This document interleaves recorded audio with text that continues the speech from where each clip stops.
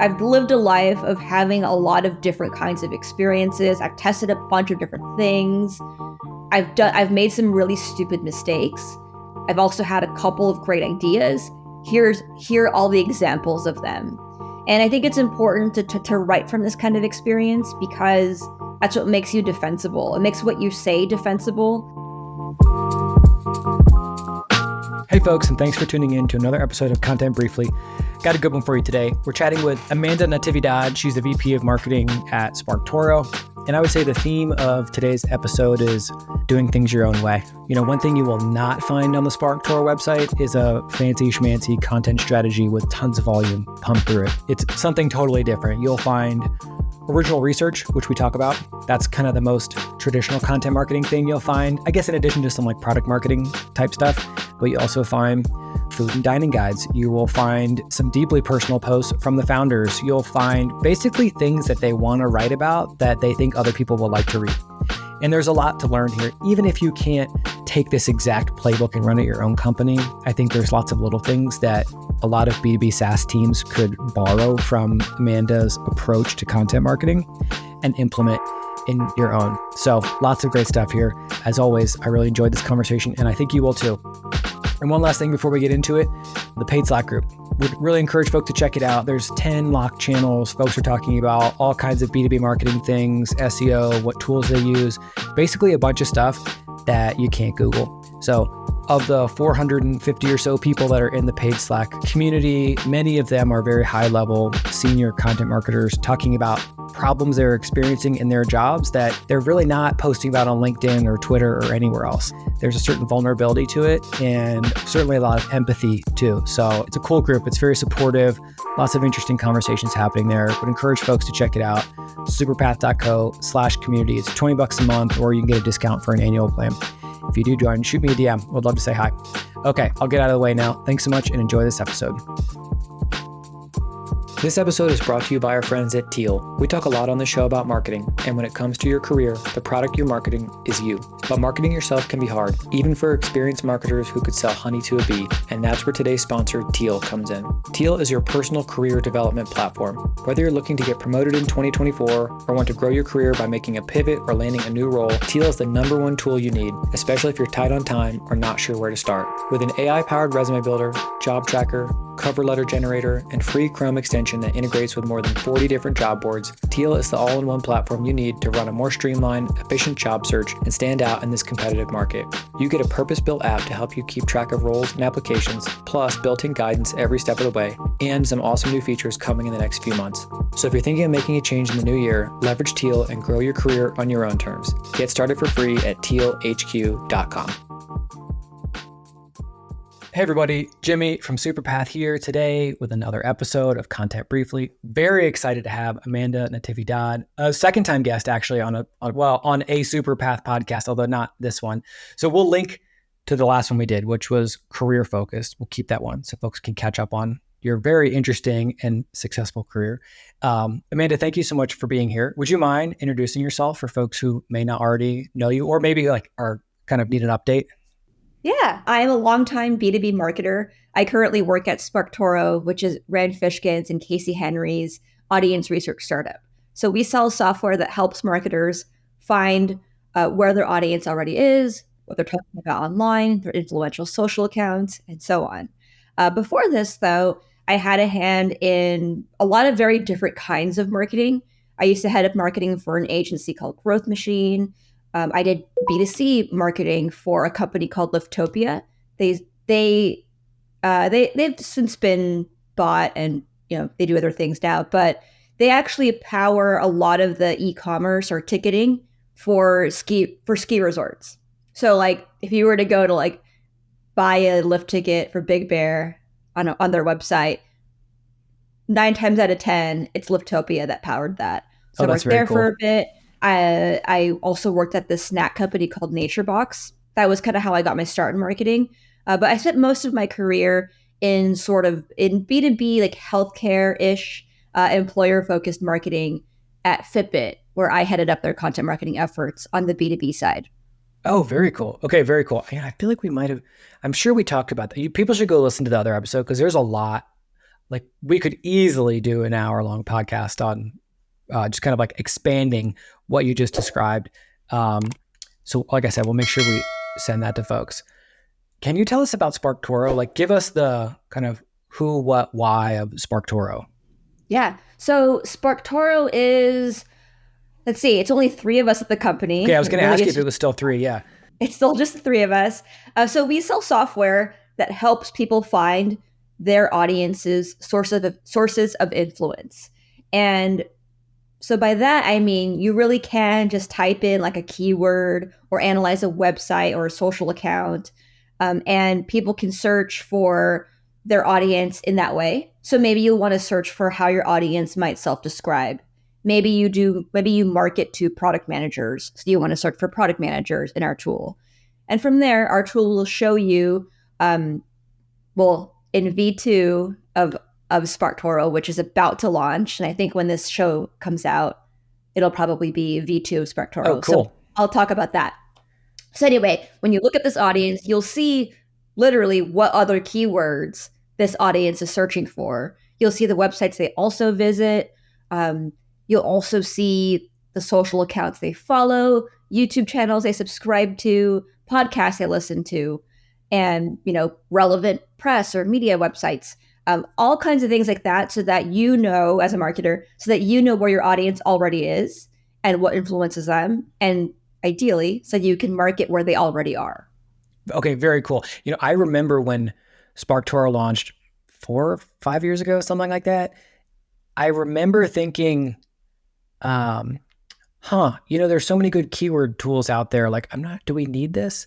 And I feel like the world has changed in a way over in that time that kind of like perfectly aligns with what SparkToro does. Like, I'm not declaring SEO dead, like not that kind of thing exactly, but I feel like marketers now think much more holistically about the people that they market to, as opposed to, I think there was, and not to generalize too much, but I think that in the B2B SaaS world, there was a lot of like narrow thinking about like, well, there's all these keywords, we like 1 post per keyword, longer than everybody else's post, so just do that, and I feel like now we have a much better understanding, and thanks partially to tools like SparkToro, like, how do these people consume information? Like, how are they influenced? Like, influenced is a word that we probably didn't use so much 4 or 5 years ago. Now that is like everybody talks about influence in one way or another.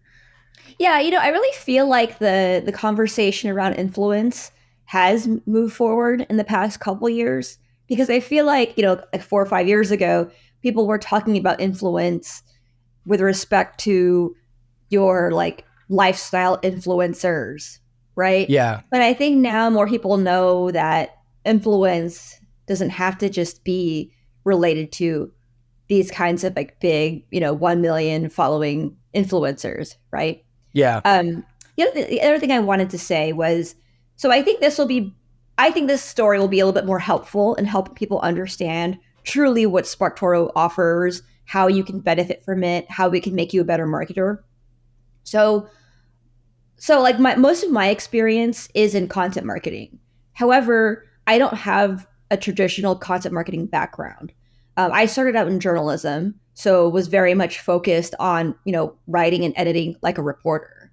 I didn't really understand blogs the way a traditional content marketer would know a blog, because even, back then, very early in my marketing career, even then I kind of thought, do people really make buying decisions like this? Like, do people really search for what is a wellness supplement and then they buy it on that blog post? Like, I like, just for me personally, I didn't get it. Like, I just didn't understand it because it wasn't how I made buying decisions. Right.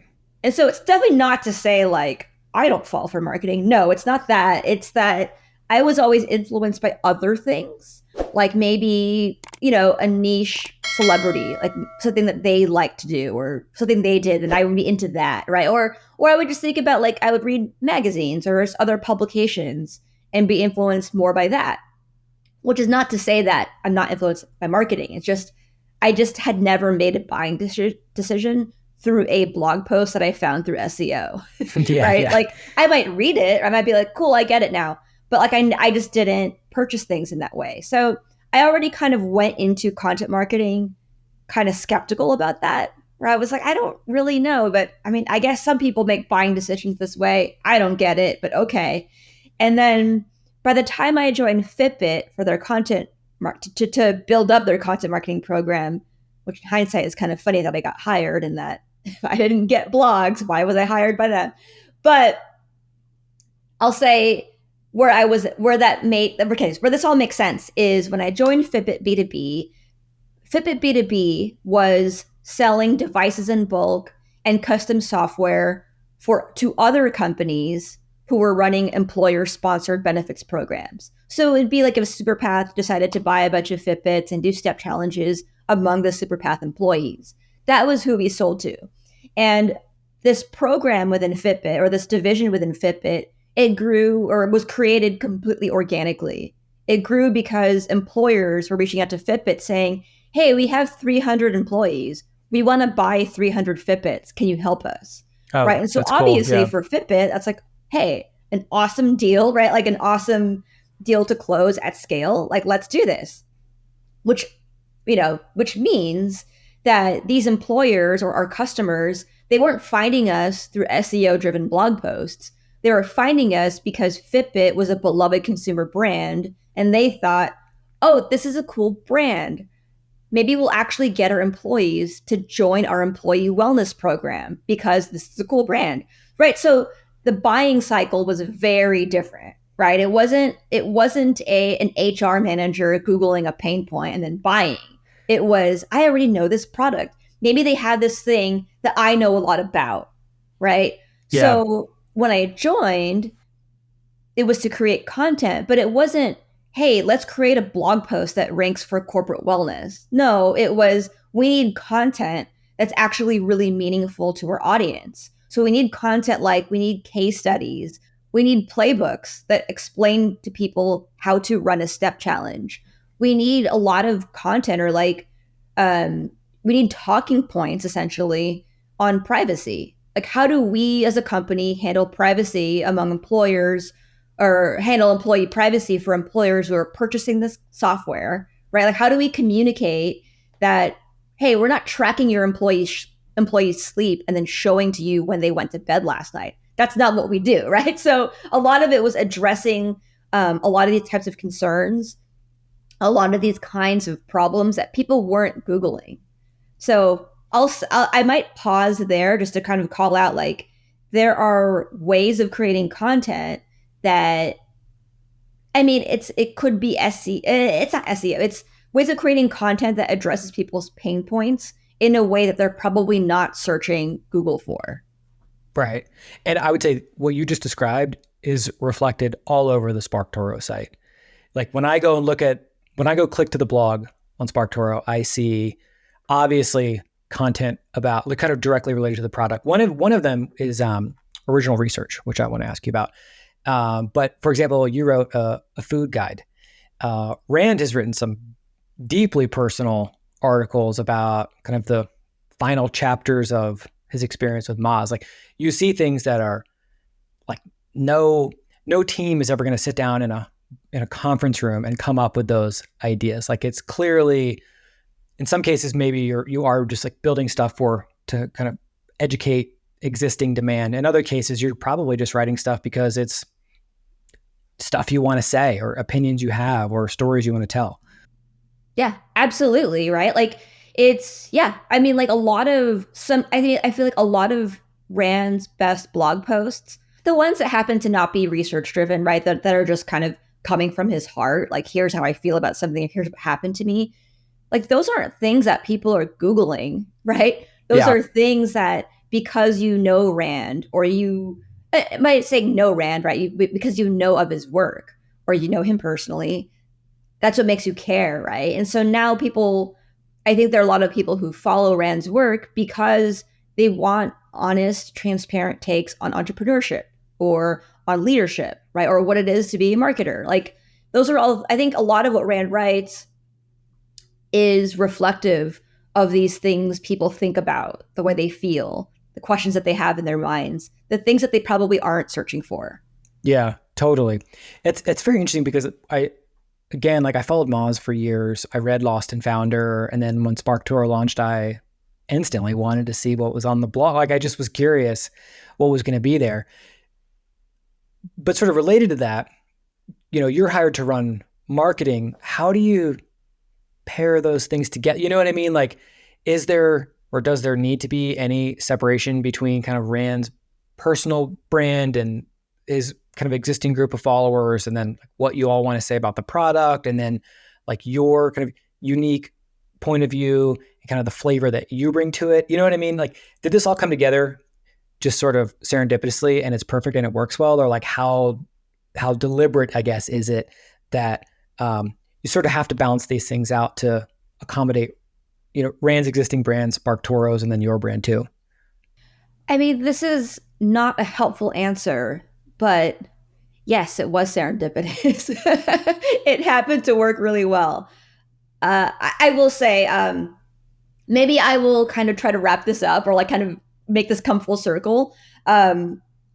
So back at Fitbit, right? I was doing content that wasn't originally SEO driven, but was largely just focused on what our customers were thinking about, questions they asked, pain points they had that they might not communicate with us, or reservations they had that they might not communicate with us. And around this time, early on, I had hired Fitbit B2B's first PR agency, and I ran the RFP process for that, or the request for a proposal process. And in their final pitch to us, the PR agency, it was Burson Marsteller. They had done a presentation showing more about our audience, and they were saying part of the pitch was like, we understand your audience, like your audience of HR and wellness managers, we get them. This is what they read. They read Psychology Today, Entrepreneur Magazine. They're interested in like all these other things. And those data points, those two small things, right? Psychology Today and Entrepreneur Magazine. Those are read by HR and wellness managers, benefits managers, VPs of HR. That was a huge unlock for me, because once I heard that, I was like, that is fascinating, because like I'm not an HR person, right? So like I don't know what they're influenced by. But hearing that just made me think so many things. Like, oh, they're really interested in social psychology. They're interested in motivation, behavior change. They see themselves as kind of CEOs of people. They see themselves as being in the business of people. This is probably a really like highly empathetic type of person. Like, this taught me so much about them, and it informed the way that I wrote for them. It informed the kinds of messaging that I used. It informed the topics that I covered. Because from this, I started doing things like, one piece of messaging that I like created, or something I did that was received really well in this audience, was playfully calling them overachievers, right? So sometimes in our email marketing, I'd be like, "Hey there, overachiever, da da da da da." And people actually wrote back to us and said, "I love that you said this about me." Or like, that's "I know so this funny. is just I know this is just a marketing email, but I really like this," or "This was really cute," because I saw it as like, well, if this is people, these are people who like they run HR, but they're really interested in psychology, behavior change, right, and like being entrepreneurs. I'm like, that sounds like an overachiever to me. Yeah. So like the right, so that kind of informed that.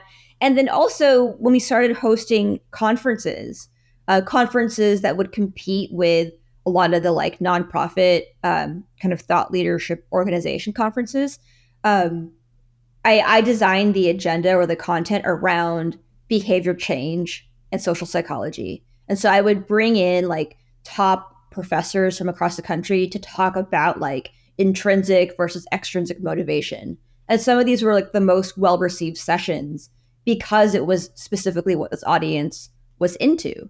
It might not have aligned with their keyword research, right? I don't know. I don't know. But it was what they wanted to hear, and it was who they wanted to hear it from. That's fantastic. Okay, then that makes a ton of sense. Kudos to that PR agency too. Sounds like Yeah. they were also a little bit ahead of the curve there. When you look at SparkToro's marketing, um, it's not implicit, it's explicit. Like you go on the website and it's like case studies here, office hours here, product videos here. Like it's just, I feel like you're kind of saying like, here it is. If you want it, it's here. You know what I mean? Not like, please, will you look at this? And I do wonder, because of the product, which is an audience research tool, I am curious how much that influences the way that you market it. Meaning like, if you are marketing a keyword research tool, would you kind of eat your own dog food or whatever the phrase is? You know what I mean? Like, would you do a lot of SEO versus like, because you're trying to like understand the whole person and what influences them, you kind of see that. Like, I was actually very interested in the food guide, even though I was sort of expecting to learn kind of like best practices for audience research. Like, so is there like a continuum there? You know, the product does this, therefore we market it this way. I feel like there is, but it's not something we've explicitly stated amongst ourselves. It's just sort of how we are. It's just sort of how we do things. And a lot of it is really because we're very philosophically aligned. And it's just that the way that I inherently believe marketing should be done is reflective of the product that we create. So, like I've said, like I didn't really understand the whole SEO driven blog thing. It doesn't mean that I don't think it works. It does work. It just isn't a way that I do marketing. That's all. And Yeah. the way that I've done it has been through an audience's sources of influence, by speaking their language, by going to the conferences they're already going to, right? By doing some advertising in the magazines they're already reading, by listening to or consuming the content that they're consuming, learning what's top of mind for them, and then figuring out kind of the next step content that advances that conversation in a way that they might not have been thinking about, right? Like that has always been so much more interesting to me. And that's kind of what lights my fire in that sense, because I just think it's so much more interesting to kind of go down go down this path of like, go down these rabbit holes of like, oh, what do I think they want? Oh, here's what they find interesting. Like that's always like treating marketing as a sort of treasure hunt has always just been more fun for me. And as a result, like a lot of the content we create, a lot of things we do are just sort of in service to what are the things that marketers are thinking about that they might not be searching for? Like what's already kind of in their heads, and how can we like get in their heads a little and like kind of join the conversation they're already having to them with themselves. Yeah. That makes a ton of sense. You know, before we talked, I was just like on the website, you know, kind of like exploring all the marketing. And one of the questions I had written down was, if not SEO, how do you reach people? But I discovered the answer while I was on the website. And it's probably the 50,000 person strong email list. Can you talk a little bit about that? How, kind of the how and why and what of it? 50,000 people is a massive list, I think, for a business as small, kind of based on employees, like 3 people. I would imagine there's lots of much larger SaaS companies that would kill to have a 50,000 person email list. Anyways, I'm just sort of curious about that because I feel like that also fits into this kind of this framework of understanding the reader, giving them what they want, or things that they may want that they don't even know they want yet, as opposed to just kind of putting hooks in the water and waiting for them to come to you. Well, one, I should say it is actually over 60,000 people now. Nice. But we do clean the list pretty regularly. So it's a good list, like high open rate, good engagement, good replies, right?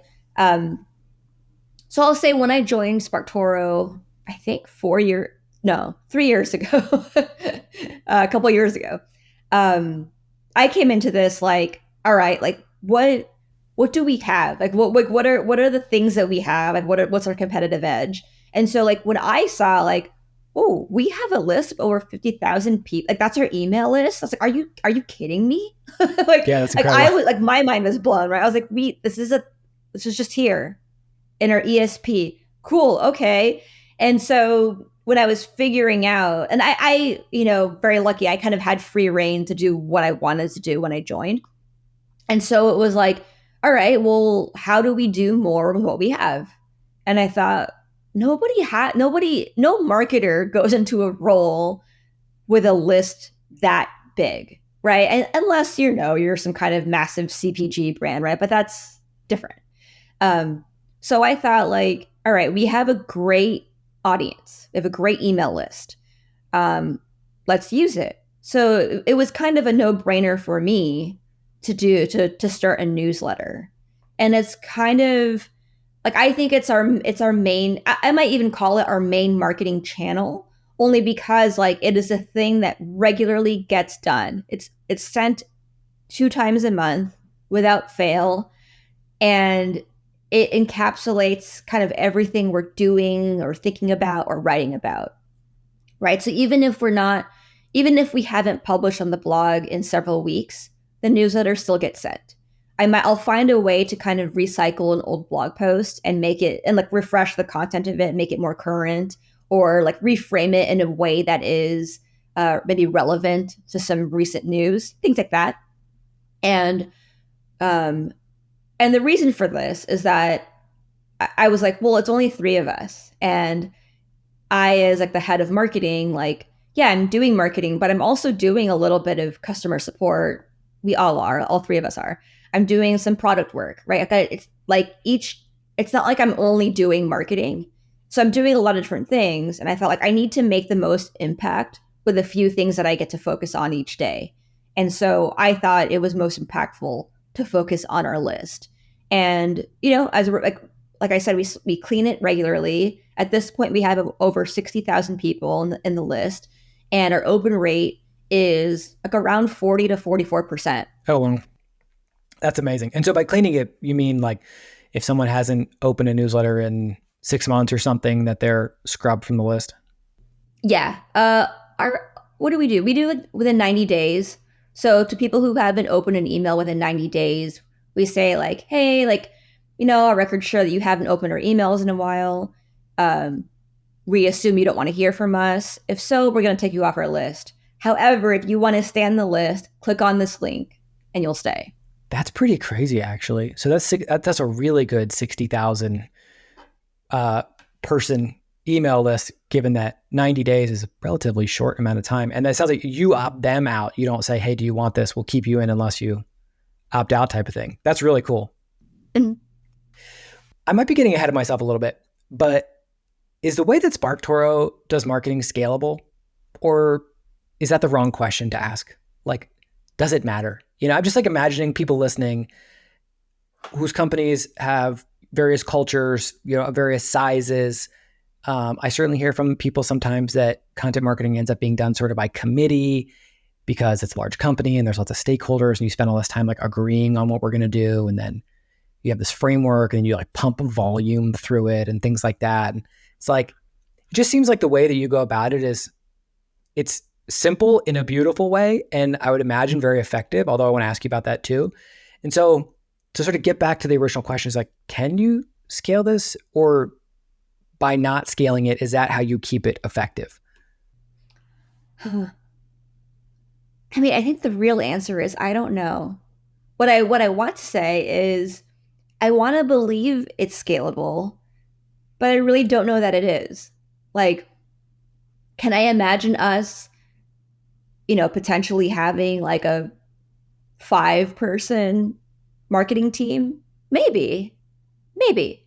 But could I imagine this like truly scaling it, right? Like 20-person marketing team? I don't know.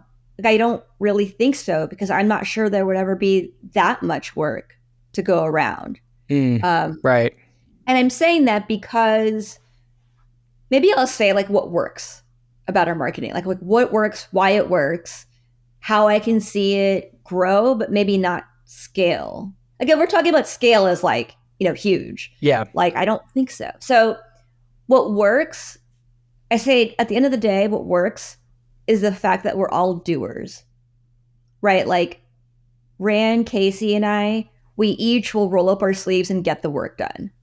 If they asked me to shovel shit all day, I would shovel shit for them. It's not my job, but I do it. And I think that's a really important way about the way we work together is none of us is above anything, right? It's like if something needs to get done, it'll get done. Like if I need to like go through a list and like manually like pick out things and format things in Excel or whatever and spend like 6 hours doing this, I'll do it. It'll get done. Right. And I really think maybe I don't know if anyone will agree.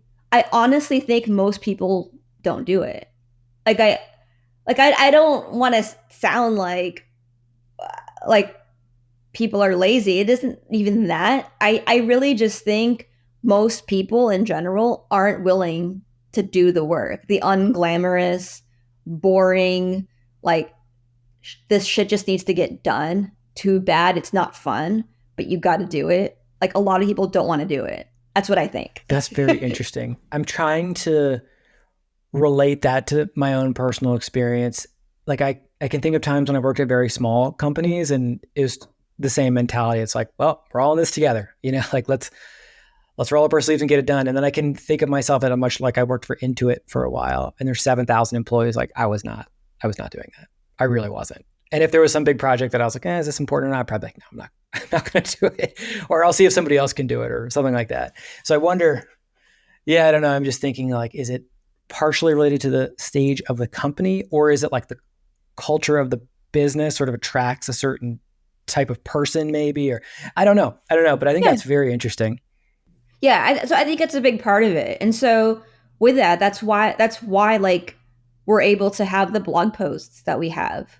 Like there aren't a lot of CEOs who are willing to just sit down and spend 4 hours writing a 1,000 word blog post. Rand Fishkin will do it, but I can't think of a lot of other like C-level executives who are willing to just do that, right? Or even just people who are willing, maybe even like director level and VP level marketers like myself. How many of them are willing? Well, I mean, I take a long time to write my posts, but how many of them are willing to sit down for 8 hours and write extensively everything they know about email marketing in one sitting? I don't know that a lot of people are willing to do it. Yeah. So I'm just saying that like a lot of our work really comes from us being willing to just focus on something and stick with it. Yeah. Oh, that's interesting. Rand wrote a blog post many years ago with a title something along the lines of, if management is the only way up, we're all effed. Something like that. And it hit me at like the perfect time where I was like, I think the next thing I'm supposed to do is try to become a manager, but I really don't want to. And, but I wasn't really aware of another way to do it. And I don't think I'd ever come across the term high level individual contributor before reading that blog post. And I've like shaped my entire career after it since reading that. But I wonder, kind of getting back to what you were saying, it's like, it sounds like Rand and Casey have sort of set the business up for the high level individual contributors to thrive rather than like creating a hierarchy where certain people make decisions and certain people do work. Yeah, absolutely. And I think what has just really worked for us serendipitously is the fact that like, starting around Fitbit, I had started to go down that traditional path of like people management, hoping to get promoted to director and like all these things. But somewhere along that way, I realized I just didn't like doing it. Like I just don't like the paper pushing of being a people manager at a bigger company. I like mentoring people, but I don't like having to be responsible like for their path. Sure. I don't like having to sit in a bunch of meetings and like try to align politically with people across departments. Can I do it? Yes. Am I good at it? I really think I am. But do I like it? I absolutely hate it. I hate it so much. So once a manager I had at the time, like she knew it. Like she saw it in me. She knew I didn't like it. I think she knew before I did. Because one day she was like, "Do you even like being a people manager?" And I was like, "No, I don't." She was like, "Have you ever thought about being a high level individual contributor?" And that was the first time I had heard it. And I was like, "Say more." Yeah, what's and she that? was like, "Well, Yeah, she was like, well, it would be like, she was like, I just think, she's like, I think you really like doing the work. And I was like, I do. Like, sometimes, like, I just want to write all day and have nobody talk to me. Like, that's what I like. Or I want to, like, do the boring stuff in the spreadsheets and have nobody talk to me all day. Like, that's what I like sometimes. And so she was like, I think you really like doing the work. And I think you might be really happy if you found a way to like create a role for yourself where you're the one doing the work and that maybe one day you become like a VP of content. And I was like, huh. And at the time I was like, I didn't know how to do it, right? This was so many years ago. But, in general, like most of these big companies, they don't reward stuff like that. Not unless you're an engineer. It's kind of like only engineers Yeah, can yeah, be the high level ICs. yeah, But like in other roles, not really. Like you don't know. Like I don't know a lot of VP level or executive level marketers who have a team of like one, or it's just themselves and they're the ones doing the work. It's not very common, right? yeah, It's you become CMO, you lead a team who all have their own discrete things that they own. They do the work, and you do the strategy, right? Like that just.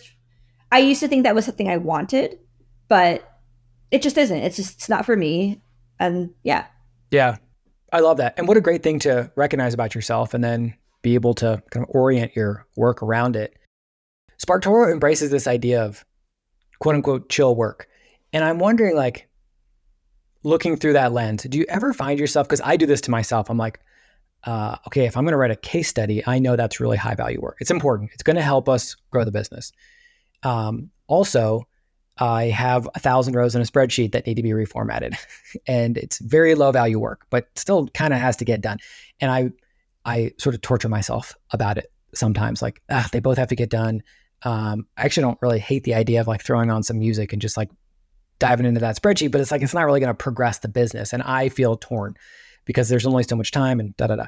Do you find yourself coming across scenarios like that where you feel, sort of pulled in different directions, or does this like kind of like chill work idea, and maybe you could describe it also for us, does it kind of alleviate that type of thing? Sometimes, yeah. Because what? Because like there actually is a project like that I have on my plate where like it involves.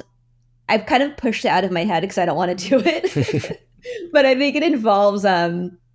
Oh, it's organizing our testimonials.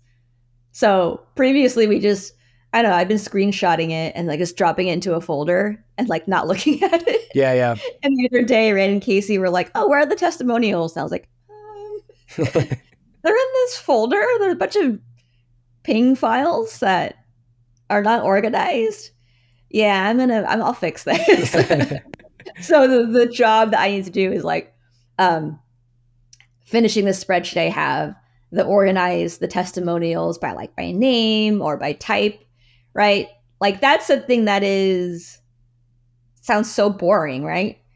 But at the same time, you could say it's high impact in that when you need a certain testimonial, there it is. You can Yeah, find it. Um, I think where I hesitate to do it, or what I'm procrastinating on, is the fact that it kind of only affects me because I'm the one who's maintaining it and like referencing it and finding the testimonial. So it makes it easier for future me. Arguably, it makes it easier for Rand and Casey because I can send them the link to the spreadsheet and they can just do whatever they want with it. right. But with the answer about chill work, I mean, chill work is really just it's working smart, not hard, right? It's choosing the things that have the highest impact and doing them. Um, I think this testimonial example is something that is like could be outsourced, right? Probably should be, but at the same time, if it's organized in the way that's optimal for me, then it's kind of something only I can do. And it's going to make things a lot easier for me in the future. So maybe one way I think about chill work is what's going to make something easier for Amanda 3 months from today. Yeah, that makes sense. I'm glad you said it that way too. I've actually been thinking a lot recently about um, leaving everything better than I found it.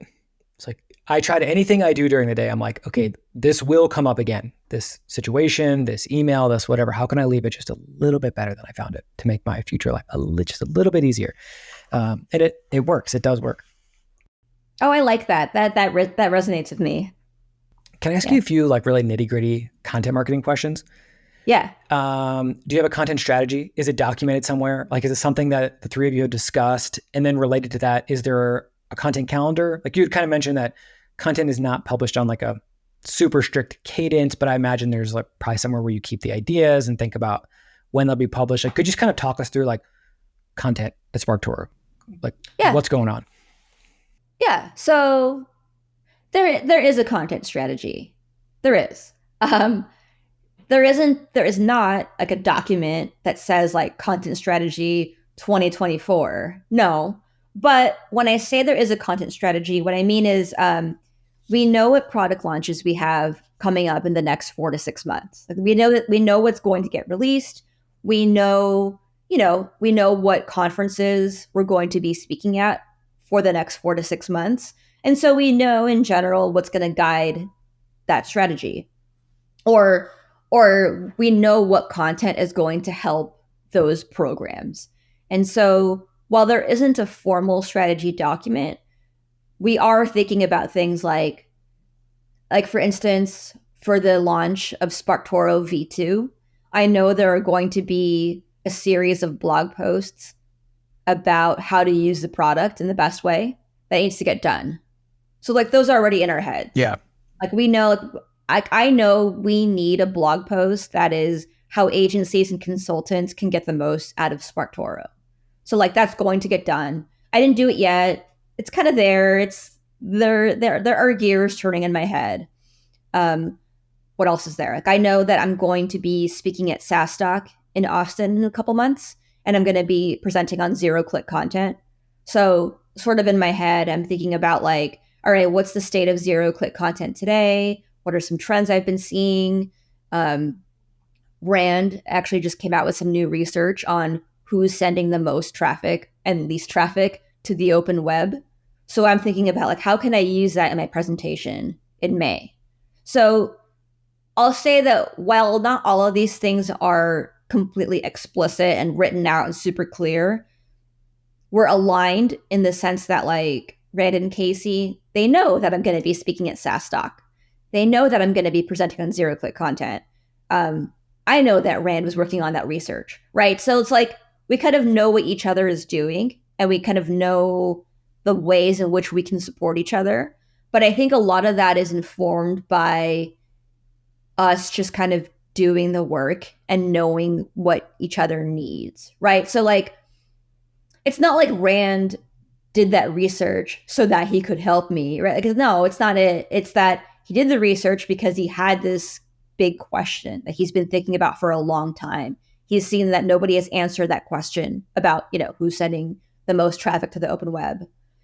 So as he's building out that research and running through the data, he also knows, well, I'm going to be speaking at a bunch of conferences this year. Amanda's going to be speaking at conferences.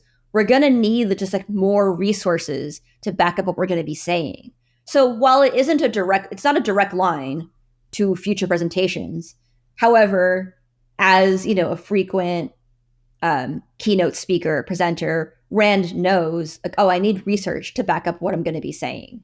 Right. So like a lot of these things really just come from having a lot of experience as marketers, as executives who are also on the front lines. Yeah, that makes a ton of sense. Well, you're doing another thing too, which I think more companies could do, which is kind of unlocking internal expertise. It's like if Rand has a thought that he knows he wants to go in a keynote one day and there'll be some original research, like of course there should be a blog post about like that. That'd be a perfect thing to write a blog post about. And I feel like there's I hate to generalize too much, but we just see so much of this where like a content strategy often is just formed around keywords and then you execute on the keywords. And there's not like a lot of alignment between what a content team is doing and what other folks are doing, meaning there's all these missed opportunities to kind of like take something really cool that's happening somewhere else in the business and use that for content. But I'm glad you mentioned original research because I definitely wanted to ask you about that. There's quite a few examples of this on the SparkToro site, including the one you just mentioned, which I think came out today or maybe yesterday as we Yesterday, record this yeah. on March 12th. Can you talk just a little bit about that, the original research component? I mean, it makes for really interesting content, although it sounds like that is not necessarily the end goal either. Yeah, it's not really the end goal, but I mean, I guess I would say that a lot of this original research, I mean, so one, it's Rand who's doing this research, right? So I won't, and I can't take credit for it. um, and I say this because the research that Rand does, they all they're all in service to these big questions that he thinks about, like these philosophical questions about marketing, or like inklings that he has, that he's like, I think this is going to happen, or I think this is a problem. And instead of just looking for like what the answer is, um, Rand is willing and able to take it to the next level and be like, well, nobody has answered this, so I'm going to. Yeah, yeah. I'm going to do the research. I'm going to run the numbers. I will live in Excel for the next 3 months so I can answer this question. So, I mean, and I think what helps, I mean, look, I mean, it's at the end of the day, Rand is really good at original research. That's really what it is. Um, I haven't seen anyone else really do this at this level, but I think a lot of the reason it works is because he does a lot of it himself, right? Like he's not, and by that I mean, like look, we partnered with Datos, our clickstream data provider, to do this research. So this research would not have been possible without them. So I have to say that, like yeah, Rand led this project. He did the research, but he did it with Datos. It would not have been possible without them. Um, but I wanted to say that I think when a lot of like other companies or teams try to do original research, it's a team doing it, and people have their discrete roles, and it might make it take longer. Like back when I was trying to do a lot of this original research at Fitbit, like it was mainly paper pushing. It was mainly project management. It was like going to legal and saying, "Hey, can we say this?" It's going to compliance and saying, "Hey, can we get this?" Like a lot of it was that, right? And a lot of it was because like I mean, I don't have the like in my brain expertise how to do all these things. So it's like pulling in a bunch of stakeholders, which I suspect is largely how a lot of people in a lot of companies, a lot of marketers and companies that are doing research, right? So I think because Rand is able to do most of it himself, he's able to do it faster, right? So like in his head, he's already the kind of the legal and compliance team working with a really awesome data partner. Yeah, that's really cool. That's really cool. One last thing I wanted to ask you about, Amanda, is your own personal brand, which is impressive is the word I'm going to use. Like you've really like, at least from my perspective, like put some real effort into like getting your thoughts out there, into building email lists, you know, increasing social followers. I don't suspect that you do it for those reasons to like add numbers to the list. But could you talk even just briefly about like kind of your journey of building up your personal brand, if that's what you call it? Yeah. Yeah, I mean, I've been doing this for like maybe almost 4 years at this point. So maybe one, I'll say like I was a marketer for more than mm, around 10 years before I ever even like started to kind of grow a personal brand or grow an audience. So I say that to indicate like this wasn't a thing that I just did at the beginning, right? Like I spent a lot of years doing work in the trenches, building up expertise, having a lot of different life experiences before ever being comfortable publishing online. So part of it was just having built up years of, I have a lot to say, Yeah, yeah. and then finally saying it. I mean, I'll say like I did this basically because I had experienced a lot of career highs, but more so career lows. Like I've been unhappy in jobs, tried to pivot, I've pivoted careers. I'd been laid off. I'd been furloughed. And I just got to this point that I was just sick of having to wait. Like I was sick of just uploading my resume into a black hole and then waiting for somebody to get back to me, or hoping that an introduction to somebody would go really well. Like I just felt powerless and I was sick of it. And so what I wanted to do really was just create some leverage for myself and be able to more easily network, right? And I felt like it was extra important because there are a lot of marketers out there. It's not like I have this super rare skill set. It's not like I'm some really special engineer, right? Like a technical person. It was, at the end of the day, I'm a writer. There are a lot of writers, and there are a lot of writers who are much better than I am. So I just felt like I need to just do something to create a competitive edge for myself because I'm sick of waiting on the sidelines.